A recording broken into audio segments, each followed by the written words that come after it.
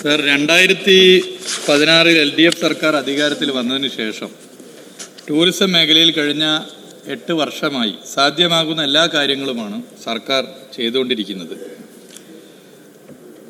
നമ്മൾ വീക്കായിട്ടുള്ള ചില ഭാഗങ്ങളുണ്ട് സാർ. ഇപ്പോൾ മലബാർ പ്രദേശങ്ങൾ, അവിടെ കൂടുതൽ ശ്രദ്ധിക്കണമെന്ന് പൊതുവേ നേരത്തെ തന്നെ പ്രകടന പത്രികയിൽ LDF ചൂണ്ടിക്കാട്ടി. അത് മൊത്തം കേരള ടൂറിസത്തിൻ്റെ കുതിപ്പിന് കാരണമാകും.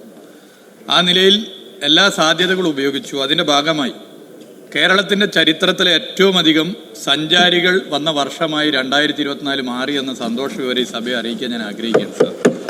2,22,46,989 സഞ്ചാരികൾ 2024 വർഷം കേരളത്തിലേക്ക് വന്നു സാർ. ഇത് കോവിഡിന് മുമ്പുള്ള ഏറ്റവും വലിയ കണക്കെടുത്ത് പരിശോധിച്ചാൽ അതിനേക്കാൾ 21% വർധനമുണ്ട് സാർ.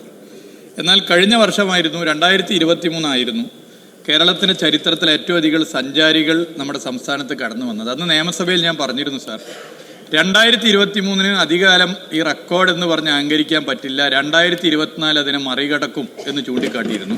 2024 മറികടന്നിരിക്കുകയാണ്. 2024 2025 മറികടക്കും എന്ന കാര്യത്തിൽ സംശയമില്ല സാർ.